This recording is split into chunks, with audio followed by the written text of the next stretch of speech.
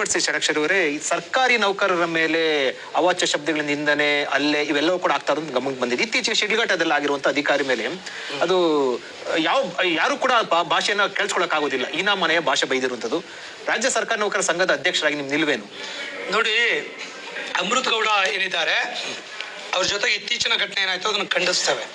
ಅವ್ರಿಗೆ ನಾನು ಕೂಡ ನೇರವಾಗಿ ಫೋನ್ ಮೂಲಕ ಮಾತಾಡಿದ್ದೇನೆ. ನಾನು 2 ಸಲ ಫೋನ್ ಮಾಡಿದ್ರೆ ಅವ್ರು ರಿಸೀವ್ ಮಾಡಲಿಲ್ಲ. ನಮ್ಮ ತಾಲೂಕು ಅಧ್ಯಕ್ಷರು ಕಳಿಸಿ ನಾನು ಎತ್ತಿದ್ದೇನೆ. ಮೊದಲನೇದಾಗಿ ನೀವೆಲ್ಲ ಅನ್ಕೊಂಡಿದ್ರೆ ಅವ್ರು ಸರ್ಕಾರಿ ನೌಕರರು, ನಮ್ಮ ನೌಕರಲ್ಲ, ನಮ್ಮ ಸಂಘದ ಸದಸ್ಯರಲ್ಲ ಅವರು. ಅವ್ರಿಗೆ ಬೇರೆ ಸಂಘ ಇದೆ, ಅದಕ್ಕೆ KMAS ಅಂತ, ಕರ್ನಾಟಕ ಮುನ್ಸಿಪಲ್ ಅಡ್ಮಿನಿಸ್ಟ್ರೇಷನ್ ಸರ್ವಿಸ್ ಅಂತ. ನಮಗೆ ಬರಲ್ಲ, KS ಆದ್ರೆ ನಮಗೆ ಬರ್ತಾರೆ.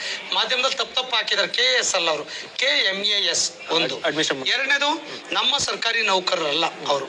ಆಮೇಲೆ ಅವರು ನಮ್ಗೆ ಅಪ್ರೋಚ್ ಕೂಡ ಮಾಡಿಲ್ಲ, ರಿಕ್ವೆಸ್ಟ್ ಕೂಡ ಮಾಡಿಲ್ಲ. ಆದಾಗ್ಯೂ ಕೂಡ ನಮ್ಮ ಜವಾಬ್ದಾರಿ, ನಮ್ಮ ತಾಲೂಕು ಅಧ್ಯಕ್ಷರಲ್ಲಿ ಹೋಗಿ ಅವ್ರಿಗೆ ಧೈರ್ಯ ತುಂಬುವಂತ, ನಾನು ಕೂಡ ಅವ್ರಿಗೆ ಫೋನಲ್ಲಿ ಮಾತನಾಡುವಂತ, ನಿಮ್ಮ ಜೊತೆ ನಮ್ಮ ಸಂಘ ಇದೆ, ನೀವೇನ್ ತೀರ್ಮಾನ ತೆಗೆದುಕೊಂಡ್ರೆ ನಿಮ್ಮ ಜೊತೆ ನಾವು ಬೆಂಬಲಿಸ್ತೇವೆ ಅನ್ನುವಂಥ ಕೆಲಸವನ್ನ ನಾವು ಮಾಡಿದ್ದೇವೆ.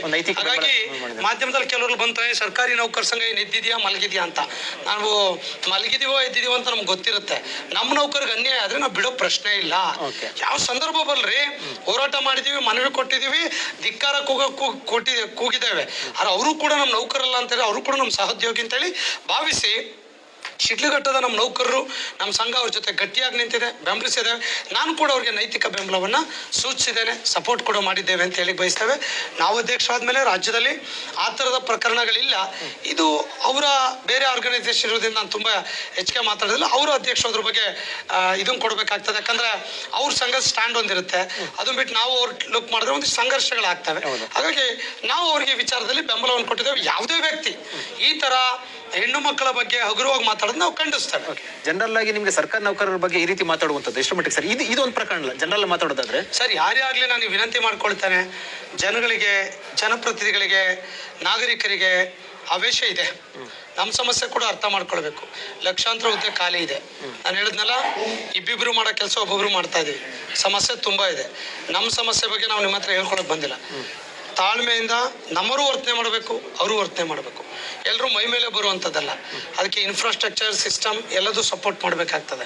ಈಗ ಪ್ರೈವೇಟ್ ಕಂಪ್ನಿ ಥರ ಟ್ರೈನಿಂಗ್ ನಮಗಿರಲ್ಲ, ಅವ್ರ ಥರ ಸ್ಯಾಲ್ರಿ ನಮಗಿಲ್ಲ, ಅವ್ರ ಥರ ಫೆಸಿಲಿಟೀಸ್ ನಮಗಿಲ್ಲ, ಅವ್ರ ಥರ ಬೇರೆ ಬೇರೆ ಬೆನಿಫಿಟ್ಗಳು. ನಾನು ಅದನ್ನು ಚರ್ಚೆ ಮಾಡೋಕ್ಕೆ ಹೋಗಲ್ಲ. ಆದಾಗ್ಯೂ ನಮ್ಮ ನೌಕರ ವ್ಯವಸ್ಥೆ ಬಂದಾಗ ಸಾರ್ವಜನಿಕರು ತಾಳ್ಮೆಯಿಂದ ವರ್ತಿಸಿ. ನಿಮ್ಗೆ ಯಾರಾದ್ರೂ ಕೆಳಗಡೆ ವರ್ಕ್ ಮಾಡೋಕ್ಕೆ ಅವಕಾಶ ಇಲ್ಲ, ತಹಶೀಲ್ದಾರ್ ಇರ್ತಾರೆ, ಅವ್ರಿಲ್ಲಾಂದ್ರೆ AC ಇರ್ತಾರೆ, AC ಇಲ್ಲ DC ಇರ್ತಾರೆ. ಅಪೀಲ್ ಮಾಡಿ, ಅಪ್ರೋಚ್ ಮಾಡಿ. ಯಾರೂ ಕೂಡ ಕಾನೂನುಗಳನ್ನು ಕೈಗೆತ್ಕೊಳ್ಬೇಡಿ. ಅದು ಪಬ್ಲಿಕ್ಕಲ್ಲಿ ಥ್ರೆಟ್ ಮಾಡೋದಿರ್ಬೋದು, ಫೋನಲ್ಲಿ ಮಾತನಾಡೋದಿಂತ, ಈಗ ಮಾತಾಡೋದು ಅಪಾಲಜಿ ಕೇಳೋದು. ಸೊ ಹಾಗೆ ನಾಲಿಗೆ ತನ್ನ ಕುಲವನ್ನು ಹೇಳಿತು ಅಂತ ಹೇಳಿ ಶರಣರು ಹೇಳ್ತಾರೆ. ಹಾಗಾಗಿ ಅದಕ್ಕೆ ಅವಕಾಶವನ್ನು ಕೊಡದೆ ತಮ್ಮ ಮಿತಿನಲ್ಲಿ ಮಾಡಿ. ನಂಬರ್ ತಪ್ಪು ಮಾಡಿದ್ರೆ ಕಾನೂನಿದೆ, ರೈಟಿಂಗಲ್ಲಿ ಲೆಟ್ರ್ ಕೊಡಿ, ಆಕ್ಷನ್ ಮಾಡ್ತಾರೆ ಅಧಿಕಾರಿಗಳು. ಹಾಗಾಗಿ ನೀವು ಕಾನೂನು ಅವಕಾಶ ಇಲ್ಲದೆ ಇರೋದನ್ನು ಒತ್ತಡ ಮಾಡುವಂಥದ್ದನ್ನ ನಾನು ಕೂಡ ಒಪ್ಪೋದಿಲ್ಲ. ನಮ್ಮ ಒತ್ತಡಗಳಿದೆ, ನಮ್ಮ ಸಮಸ್ಯೆಗಳಿದೆ, ನಮಗೆ ಅಡಿಷನಲ್ ವರ್ಕ್ಸ್ ಇದೆ. ನಾನು ಹೇಳಿದ್ನಲ್ಲ, ಇಬ್ಬಿಬ್ರು ಕೆಲಸ ಮಾಡೋದನ್ನ ಒಬ್ಬೊಬ್ರು ಮಾಡ್ತಾ ಇದ್ದೀವಿ. 3 ಕೋಟಿ ಜನಸಂಖ್ಯೆದಾಗ 7,500 ಲಕ್ಷ ನೌಕರಿದ್ರು. ಇವತ್ತು 6.5 ಕೋಟಿ ಇದೆ, 5,12,000 ಬಂದು ನಿಂತಿದ್ದೀವಿ. 60% ಕೆಲಸ ಮಾಡ್ತಾ ಇದೀವಿ. ನಮ್ಮ ಸಮಸ್ಯೆ ಯಾರಿಗೆ ಹೇಳೋಣ? ನೀವು ಹೇಳ್ಬೇಕು ಮಾಧ್ಯಮದವ್ರದ್ದು. ಸರ್ಕಾರಕ್ಕೆ ರಿಕ್ರೂಟ್ಮೆಂಟ್ಗಳಾದ್ರೆ ಪ್ರೆಷರ್ ಕಡಿಮೆ ಆಗ್ತದೆ. ಮನುಷ್ಯ ಮೆಕ್ಯಾನಿಸಮ್ ಅಲ್ಲಿ ವರ್ಕ್ ಮಾಡೋದು, ಸೇವೆ ಕೊಡೋಕೆ ಜಾಸ್ತಿ ಅನುಕೂಲ.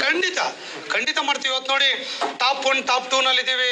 ಟ್ಯಾಕ್ಸ್ ಕಲೆಕ್ಷನ್ ಗ್ರೋತ್ ರೇಟ್ ಅಲ್ಲಿ ಇದ್ರೆ ಮತ್ತೆ ಕೆಲಸ ಮಾಡ್ದಲ್ಲೇ ಬಂದ್ಬಿಡ್ತಾ. ಇದರ ಜೊತೆಗೆ ಸಚಿವರು ಒಬ್ಬರು, ಅಂದ್ರೆ ಕೃಷ್ಣ ಬೈರೇಗೌಡ, ಕಂದಾಯ ಸಚಿವ ಕೃಷ್ಣ ಬೈರೇಗೌಡ ವಿಸಿಟ್ ಮಾಡೋ ಸಂದರ್ಭದಲ್ಲಿ ಅಧಿಕಾರಿಗಳಿಗೆ ಬೈತಾರಲ್ವಾ, ಆ ವಿಡಿಯೋ ನೋಡಿ ನನಗೆ ಏನಪ್ಪ ಅಧಿಕಾರಿಗಳು ಹಿಂಗೆ ಕೆಲಸ ಮಾಡ್ತಾ ಇಲ್ವಾ ಅಂತ. ಅಂದ್ರೆ ನಿಮ್ಮ ವ್ಯಾಪ್ತಿಯಲ್ಲಿ ಬರುವಂತ ಅಧಿಕಾರಿಗಳಿಗೆ ಹೇಳುವಂಥದ್ದು ಏನು ಅನ್ಸುತ್ತೆ ಈ ಸಂಬಂಧ? ಬಹಿರಂಗವಾಗಿ ಹೇಳುವಂಥದ್ದು ಏನು ಸಂದೇಶ? ದಿನ 5 ಫೈಲ್ 10 ಫೈಲ್ ಅಟೆಂಡ್ ಮಾಡ್ಬೇಕು ಅಂದಾಗ 20 ಫೈಲ್ ಬಂತು ಅಂತ ಇಟ್ಕೊಳ್ಳಿ. ಹೆಂಗ್ ಅಟೆಂಡ್ ಮಾಡ್ಬೇಕು ಅವನು? ಒಂದ್ ದಿನಕ್ಕೆ +10 ಫೈಲ್ ಆಡ್ ಆದ್ರೆ 1 ತಿಂಗಳಿಗೆ ಎಷ್ಟಾಯ್ತು? 1 ವರ್ಷಕ್ಕೆ ಎಷ್ಟಾಯ್ತು? ಹಿಂದೆ ಬ್ರಿಟಿಷ್ ಗೌರ್ಮೆಂಟ್ ಅಲ್ಲಿ ಇದ್ದಂತ ವಿಲೇಜ್ ಅಕೌಂಟೆಂಟ್, ರೆವಿನ್ಯೂ ಇನ್ಸ್ಪೆಕ್ಟರ್ದು ಸ್ಟ್ಯಾಟಸ್ ಅಂತಿದೆ. ನೀವು ಆ ವಿಡಿಯೋ ನೋಡಿದಿರಾ? ಎಷ್ಟು ಬೋರ್ಡ್ ಹಾಕಿದ್ರಿ, ಎಷ್ಟು ಲಂಚ ಬೇಕು, ಏನ್ ಮೆಸೇಜ್ ಹೋಗುತ್ತೆ ಹೇಳಿ ನಿಮ್ಗೆ? ನೋಡಿ, ಅವರು ಹೇಳ್ತಾರ ನಿಜ ಅಥವಾ ಅಧಿಕಾರಿಗಳು ಮಾಡ್ತಾರದು? ನಾನು ಸರ್ಕಾರಕ್ಕೆ ವಿನಂತಿ ಮಾಡ್ಕೊಳ್ತೇನೆ, ಮೂಲಭೂತ ಸೌಲಭ್ಯ ಕೊಡಿ, ಇನ್ಫ್ರಾಸ್ಟ್ರಕ್ಚರ್ ಕೊಡಿ, ಮ್ಯಾನ್ ಪವರ್ ಕೊಡಿ. ಅವ್ರ ಇಲಾಖೆಯಲ್ಲಿ 40% ಹುದ್ದೆ ಖಾಲಿ ಇದೆ ಸ್ವಾಮಿ. ಕಂದಾಯ ಇಲಾಖೆಯಲ್ಲಿ 20,000 ಇರೋ ಕಡೆ 11,000 ಜನ ಕೆಲಸ ಮಾಡ್ತಾರೆ. ಕೊಡ್ಲಿ, ಆಮೇಲೆ ಕೇಳಿ, ನಾನು ಉತ್ತರ ಕೊಡ್ತೀನಿ. ಈಗ ನಿಮ್ ತಪ್ಪುಗಳನ್ನ ಇಟ್ಕೊಂಡು ನಮ್ಮ ತಪ್ಪುಗಳನ್ನ ಹೇಳುವಂಥದ್ದು ಎಷ್ಟು ಮಟ್ಟಿಗೆ ಸರಿ? ಸಮಸ್ಯೆ ಇದೆ, ಅವರಲ್ಲೂ ಸಮಸ್ಯೆ ಇದೆ, ನಮ್ಮಲ್ಲೂ ಇದೆ. ನಮ್ಮಲ್ಲೆಲ್ಲ 100% ಸರಿ ಇದ್ದಾರೆ ಅಂತ ಹೇಳ್ತಿಲ್ಲ, ವ್ಯತ್ಯಾಸಗಳಿದೆ. ಸರಿ ಮಾಡಕ್ ನಾವು ನೀವು ಕೆಲಸ ಮಾಡ್ಬೇಕಲ್ಲ. ಹಾಗಾಗಿ ಯಾವುದನೋ ಇರ್ಬೋದು, ನಮ್ಮಲ್ಲೂ ಇದ್ದಾರೆ, CG ಅಪಾಯಿಂಟ್ಮೆಂಟ್ ಇದ್ದಾರೆ. ಅವ್ರಿಗೆ ಟ್ರೈನಿಂಗ್ ಇಲ್ಲ ಸರ್. ಅಪಾಯಿಂಟ್ಮೆಂಟ್ಗೆ ಆಗ್ತಾರೆ, ನಾಳೆಯಿಂದ ಕೆಲ್ಸಕ್ಕೆ ಬರ್ಬೇಕು. ಅವ್ರಿಗೆ ಮನೆ ಕೆಲಸ ಮಾಡ್ಕೊಂಡಿದ್ದಾರೆ, ಆಫೀಸ್ ಕೆಲಸ ಮಾಡಿದ್ರೆ ಹೆಂಗ್ ಗೊತ್ತಾಗುತ್ತೆ? ಮಿನಿಮಮ್ 6 ತಿಂಗಳು ಟ್ರೈನಿಂಗ್ ಮಾಡ್ಬೇಕು. ಎಲ್ಲಿದೆ ಕಾನೂನು? IAS ಆಫೀಸರ್ಗೆ 2 ವರ್ಷ ಟ್ರೈನಿಂಗ್ ಕೊಡ್ತಾರೆ, KSRಗೆ 6 ತಿಂಗಳು ಕೊಡ್ತಾರೆ, ಬೇರೆಯವ್ರಿಗೆ ಕೊಡ್ತಾರೆ. ನಮ್ಮ ಗ್ರೂಪ್ CD ನೌಕರಿಗೆ ಟ್ರೈನಿಂಗೇ ಇಲ್ಲ ಸರ್ ಇವತ್ತಿನವರೆಗೆ. ಹೆಂಗೆ ಕೆಲಸ ಮಾಡಬೇಕು? ಒಳ್ಳೆ ತರಬೇತಿಗಳು ಕೊಡಬೇಕಲ್ಲ. ಇವೆಲ್ಲ ಸಮಸ್ಯೆಗಳಿದೆ, ಮುಂದಿನ ದಿನ ಚರ್ಚೆ ಮಾಡೋಣ.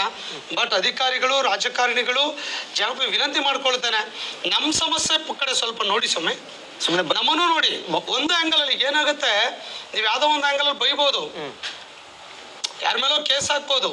ಇನ್ಫ್ರಾಸ್ಟ್ರಕ್ಚರ್ ಸರಿ ಇದೆಯಾ ನೋಡ್ಬೇಕಲ್ಲ, ವ್ಯವಸ್ಥೆ ನೆಟ್ವರ್ಕ್ ಸರಿ ಇದೆಯಾ ನೋಡ್ಬೇಕಲ್ಲ, ಅದಕ್ಕೆ ಬೇಕಾದಂಥ ಸಪೋರ್ಟಿವ್ ಬೇಕಲ್ವಾ, ಅದಕ್ಕೆ ಬೇಕಾದಂಥ ಕ್ವಾರ್ಟರ್ಸ್ಗಳು, ಹೆಡ್ ಕ್ವಾರ್ಟರ್ಸ್ ಉಳಿಬೇಕಲ್ಲ. ಇವೆಲ್ಲ ಕೊಟ್ಟಿಲ್ಲ. ಕಾನೂನಿದೆ, ಸರ್ಕಾರಿ ನೌಕರಿ ಹೆಡ್ ಕ್ವಾರ್ಟರ್ಗೆ ಉಳಿಬೇಕು ಅಂತ ಕಾನೂನಿದೆ. ಬೇರೆ ಬಸ್ಸಲ್ಲಿ ಬರ್ತಾರೆ, ಕ್ವಾರ್ಟರ್ಸ್ಗಳಿಲ್ಲ, ಮನೆಗಳು ಸಿಗಲ್ಲ, ಸಮಸ್ಯೆ ಇದೆ. ಸಾರ್ವಜನಿಕರು ಹೋದಂತ ಸಂದರ್ಭದಲ್ಲಿ, ವಿಶೇಷವಾಗಿ ತಾಲೂಕು ಆಫೀಸ್ ಈ ತರದಲ್ಲಿ ಹೋದಂತ ಸಂದರ್ಭದಲ್ಲಿ ಸಾರ್ವಜನಿಕರಿಗೆ ನಿಮ್ಗೆ ಸ್ಪಂದನೆ ಮಾಡೋದಿಲ್ಲ ಅಧಿಕಾರಿಗಳು ನೇರವಾಗಿ ಅನ್ನೋದು. ಸರ್, ನಾನು ಹೇಳಿದ್ನಲ್ಲ, ಯಾರೋ 1% 2% ಮಾಡೋದಕ್ಕೆ ಸಾರ್ವತ್ರೀಕರಣಗೊಳಿಸಕ್ ಬರಲ್ಲ. ಇರ್ಬೋದು. ಈ ರಾಜ್ಯದಲ್ಲಿ ಸಾರ್ವಜನಿಕರು ಪ್ರತಿದಿನ ಎಷ್ಟು ಆಫೀಸ್ಗೆ ಹೋಗ್ತಾರೆ? ಸುದ್ದಿ ಬರೋದೆಷ್ಟು ಬೆರಳಿಕೆ. ಅದ್ರ ಅರ್ಥ ಏನಾದ್ರು ಉಳಿದವರಿಗೆ ಸರ್ವಿಸ್ ಸಿಕ್ಕಿದೆ ಅಂತ ಅರ್ಥ ತಾನೆ? ಪ್ರತಿದಿನ 1000 ಜನ ಒಂದೊಂದು ತಾಲೂಕು ಆಫೀಸ್ಗೆ ಹೋಗ್ತಾರೆ. ಎಷ್ಟು ತಾಲೂಕು ಆಫೀಸ್ಗಳಿದೆ? 250 ಇದೆ. DC ಆಫೀಸ್ ಎಷ್ಟಿದೆ? ಜಿಲ್ಲಾ ಪಂಚಾಯತ್ ಇದೆ, 1000 ಕಚೇರಿ ಇದೆ. ಎಲ್ಲೋ ವಾರಕ್ಕೊಂದು ಪ್ರಕರಣ ಬರ್ತದೆ, ಮತ್ತೆ ಬರ್ಬೇಕಲ್ಲ. 100% ಮಾಡಿದ್ರೆ ನಾವು ದೇವರಾಗ್ಬಿಡ್ತೀವಲ್ಲ. ಅದೇ ರೀತಿ ಸಚಿವರಿಗೂ ಕೂಡ ಒಂದಷ್ಟು ದೂರುಗಳು ಬಂದೇ ಬರುತ್ತಪ್ಪ. ಎಲ್ರಿಗೂ ಬರುತ್ತೆ ಸರ್ ದೂರುಗಳು. ಹೆಂಗೆ ಗೊತ್ತಾ ಸರ್, ಈಗ ಯಾವ್ದೋ ಒಂದು ಜಾಗ ರೂಲ್ಸ್ ಪ್ರಕಾರ ಇರಲ್ಲಪ್ಪ, ನನಗೆ ಗ್ರಾಂಟ್ ಮಾಡ್ಕೊಡು ಅಂತಾರೆ. ಮಾಡ್ಲಿಲ್ಲ ಅಂದ್ರೆ ನಮ್ಮ ವಿರುದ್ಧ ಮಾತಾಡ್ತಾರೆ. ಕಾನೂನು ಬಿಟ್ಟು ಮಾಡಿದ್ರೆ ನಾನು ಮನೆಗೆ ಹೋಗ್ತೀನಿ ಸ್ವಾಮಿ. ಯಾವ್ದು ಜನಸ್ಪಂದನ ಇದ್ರಲ್ಲಿ ಅರ್ಜಿ ಬರ್ತಾವಲ್ಲ, ಮೋರ್ ದನ್ 90% ಅದೇ. ಅಪಾಯಿಂಟ್ಮೆಂಟ್ ಕೊಡಿ ಅಂತ ಬರ್ತಾರೆ, ಎಲ್ಲಿ ಕೊಡ್ತೀರಾ? CG ಅಪಾಯಿಂಟ್ಮೆಂಟ್ ಕೊಡಿ ಅಂತ ಬರ್ತಾರೆ, ಕಾನೂನಲ್ಲಿ ಅವಕಾಶ ಇದ್ರೆ ಎಲ್ಲಿ ಕೊಡ್ತೀರಾ? ಜಾಗ, ಗ್ರಾಂಟ್ಸು, ಅನುದಾನ, ಬೇರೆ ಬೇರೆದು ಮನವಿ ಕೊಡ್ತಾರೆ. Is it possible? ರೋಡ್ ಮಾಡ್ಕೊಡಿ ಅಂತ ಬರ್ತಾರೆ, ದುಡ್ಡು ಇರಲ್ಲ. ಏನೇನೋ ಸಮಸ್ಯೆಗಳು, ಪರ್ಮಿಷನ್, ಪ್ರೊಸೀಜರ್ಸ್ ಇವೆಲ್ಲ ಇರುತ್ತೆ. ಯಾಕಂದ್ರೆ ಕಾನೂನು ಬಿಟ್ಟು ನಾವು ಯಾರು ಮಾಡಕ್ ಬರಲ್ಲ. ಆಗ್ಲಿಲ್ಲ ಅಂದ್ರೆ ಸಾರ್ವಜನಿಕರು ಸಹಜವಾಗಿ ಆವೇಶಕ್ಕೊಳಗಾಗ್ತಾರೆ. ಇಷ್ಟೇ ವಿಷಯ. ಯಾಕಂದ್ರೆ ನಮ್ಮಲ್ಲಿ ಒಂದು ಸಿಸ್ಟಮ್ ಇದೆ. ಈಗ ಬಹಳ ಸಲ ನೀವು ನೋಡ್ದಂಗೆ ಮೋರ್ ದನ್ 50% ಲ್ಯಾಂಡ್ ಗ್ರಾಂಟ್ ಇರ್ತದೆ. ಈ ಮಿಲಿಟರಿನವ್ರಿಗಪ್ಪ ಲ್ಯಾಂಡ್ ಗ್ರಾಂಟ್ ಸ್ಯಾಂಕ್ಷನ್ ಮಾಡೋ 10 ಎಕರೆ ಅಂತ ಕಾನೂನು ಇದೆ. ನಮ್ಮ ತಾಲೂಕಲ್ಲಿ, ಜಿಲ್ಲೆಯಲ್ಲಿ ಜಾಗನೇ ಇಲ್ಲ, ಎಲ್ಲಿ ಸ್ಯಾಂಕ್ಷನ್ ಮಾಡಬೇಕು?